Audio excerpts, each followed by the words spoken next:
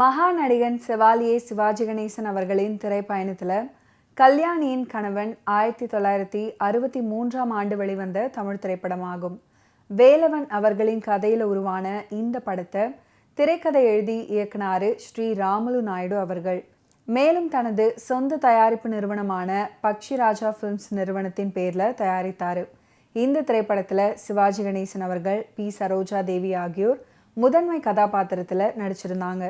இவர்களுடன் MR. Radha, SV. Ranga Rao, TR. Ramachandran, ஓ.ஏ.கே. தேவர், ஏ. Karunanidhi, S. Ramarao, KV. Srinivasan, ஏ. கண்ணையா, டி.பி. முத்துலட்சுமி, சீதாலட்சுமி, ராதிகா, சாந்தா போன்ற பல முன்னணி நடிகர்களும் நடிச்சிருந்தாங்க. படத்துக்கு இசையமைத்தவர் திரு எஸ்.எம். சுப்பையா நாயுடு அவர்கள். 1963 பிப்ரவரி 9ஆம் தேதி இந்த கல்யாணியின் கணவன் திரைப்படம் வெளியானது. மார்ச் 1ஆம் தேதி அறிவாளி படமும், அதே மாதத்தில் 29ஆம் தேதி இருவர் உள்ளமும், ஏப்ரல் 12ஆம் தேதி நான் வணங்கும் தெய்வமும், ஜூன் 7ஆம் தேதி குலமகள் ராதையும், ஜூலை 12ஆம் தேதி பார் மகளே பார் படமும், ஆகஸ்ட் 12ஆம் தேதி குங்குமம் படமும், செப்டம்பர் 14ஆம் தேதி இரத்த திலகமும், செப்டம்பர் 20ஆம் தேதி கல்யாணியின் கணவன், நவம்பர் 15ஆம் தேதி அன்னை இல்லமும் அப்படின்னு ஒரே வருடத்துல மொத்தம் 10 படங்கள்ல சிவாஜி அவர்கள் நடிச்சிருக்கிறார். புகழ் பரவ காரணகர்த்தாவாக இருந்த பக்ஷிராஜா ஸ்டுடியோ ஸ்ரீ ராமுலு நாயுடு அவர்களின் முயற்சியை பாராட்டாமல் இருக்கவே முடியாது.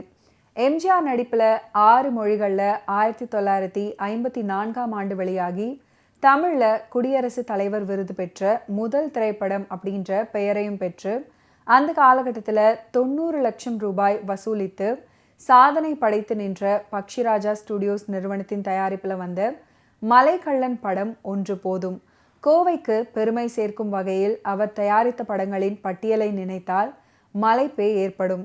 அவரின் தயாரிப்புகள் ஆரியமாலா, கன்னிகா, பவளக்கொடி, காஞ்சனா தமிழ், காஞ்சனா மலையாளம், ஏழை படும்பாடு, பீடல பாட்லு தெலுங்கு, புரட்சி வீரன், தேசபக்தன் மலையாளம், பொன்னி, பொன்னீல தெலுங்கு, மலைக்கள்ளன் குடியரசுத் தலைவர் விருது பெற்ற முதல் தமிழ் திரைப்படம், அக்கிராமுடு தெலுங்கு, பெட்டக்கள்ள கன்னடம், டஸ்கர வீரன் மலையாளம், சுரேசேன சிங்களம், ஆசாத் ஹிந்தி, மரகதம் விமலா தெலுங்கு, சபரிமலை ஐயப்பன் மலையாளம். 3வது சிறந்த படம் அப்படின்னு குடியரசுத் தலைவர் சான்றிதழ் பெற்றது இந்த திரைப்படம். கல்யாணியின் கணவன் அப்படின்னு பெயர்களை சொன்னால் இன்றும் பலரின் நினைவில் நிற்கும் அப்படின்னு சிவாஜி அவர்கள் புகழ்ந்து பேசியிருக்கிறாரு. கல்யாணி தனது நண்பர்களுடன் ஆற்றில் நீந்து செல்லும் போது ஒரு வலுவான நீரோட்டம் அவளை இழுத்து செல்கிறது. அவள் போராடும் போது கதிரேசன் அவளை காப்பாற்றுகிறார். அவர்கள் காதலில் விழுகிறார்கள். கல்யாணியின் தந்தை விஸ்வநாத் அந்த இளைஞனின் துணிச்சலால் ஈர்க்கப்பட்டு ஒரு திருமணத்திற்கு 2 நாட்களுக்கு முன்பு கதிரேசன் ஒரு மொட்டை கடிதத்தை பெறுகிறார். அவரை ஒரு கைவிடப்பட்ட பங்களாவிற்கு அழைக்கிறார். அவர் சென்று இருளின் மறைவில் ஒரு முகம் தெரியாத எதிரியுடன் சண்டையிடுகிறார்.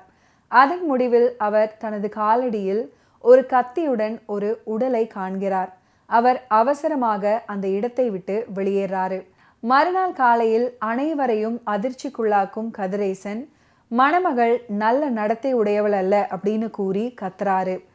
இதற்கிடையில் போலீசார் சம்பவ இடத்திற்குள் நுழைந்து மணமகனை தேடுகிறார்கள். அவர் தப்பி ஓடுறாரு. திருமணம் வியத்தகு முறையில் நிறுத்தப்பட்டதால மகிழ்ச்சியற்ற விஸ்வநாத்தின் குடும்பத்தில் பிரச்சனைகள் எழுகின்றன. அவை எவ்வாறு தீர்க்கப்படுகின்றன, திருமணம் எவ்வாறு நடத்தப்படுகிறது அப்படின்றது மீதமுள்ள கதையா. கணவன் திரைப்படத்தில் இடம் பிடித்த கண்ணதாசன் அவர்கள் எழுதிய பாடல் சொல்லி தெரியாது சொல்ல முடியாது அப்படின்ற பாடல். இந்த பாடலை எஸ்.எம். சுப்பையா நாயுடு இசையமைப்பில் டி.எம். சவுந்தரராஜன் அவர்கள் மற்றும் பி. சுசீலா அவர்கள் இணைந்து அற்புதமாக பாடியிருப்பாங்க. நடிகர் திலகம் சிவாஜி கணேசன் அவர்கள் கல்யாணியின் கணவன் திரைப்படத்தில் கதிரேசன் கதாபாத்திரத்தில் நடிச்சிருப்பாரு. வழக்கம் போல சிவாஜி அவர்கள் அந்த கதாபாத்திரத்தை உணர்ந்து அவ்வளவு அருமையாக நடிச்சிருப்பாரு. அவருடைய அந்த நடிப்பை பாராட்டாமல் இருக்கவே முடியாது. கல்யாணியின் கணவன் திரைப்படத்தில் கல்யாணின்ற கதாபாத்திரத்தில் நடிச்சிருப்பாங்க. சிவாஜி கணேசன் அவர்கள் மற்றும் சரோஜா தேவி அவர்களுடைய ஆரம்ப சீன்களில் சரோஜா தேவி அவர்களுடைய நடிப்பு திருப்திகரத்துக்கு கொஞ்சம் அதிகமாகவே அமைஞ்சிருக்கும். சரோஜா தேவி அவர்கள் சிவாஜி அவர்களை எம்ஜிஆராகவே பாவித்து நம் கவலைகளை மறக்க அடிக்கிறார் அப்படின்னு குமுதம் விமர்சனம் திரையில் சரோஜா தேவி அவர்களின் நடிப்பை கொண்டாடி மகிழ்ந்து மலர் மகுடம் சூட்டியது. கணவன் திரைப்படத்தில் இடம் பிடித்த மற்றும் ஒரு அற்புதமான பாடல் தான் கை இருக்குது கால் இருக்குது முத்தையா அப்படின்ற பாடல். இந்த பாடலையும் டி.எம். சௌந்தரராஜன் அவர்கள் அற்புதமாக பாடியிருப்பாரு. பாடலாசிரியர் கவிஞர் கண்ணதாசன், இசையமைப்பு எஸ்.எம். சுப்பையா நாயுடு. அந்த காலகட்டத்தில் விவசாயத்துக்கு எவ்வளவு முக்கியத்துவம் வழங்கி இருந்தது அப்படின்றத இந்த பாடல் மூலம் இன்னைக்கு நிகழ்ச்சியில் நடிகர் திலகம் சிவாஜி கணேசன் அவர்களுடைய ஃபிலிம் கெரியரில் நடந்த பல இன்ட்ரெஸ்டிங்கான விஷயங்களை நீங்கள் பார்த்து தெரிஞ்சிருப்பீங்க. மீண்டும் அடுத்தடுத்த எபிசோட்ஸில் சந்திப்போம். நன்றி, வணக்கம்.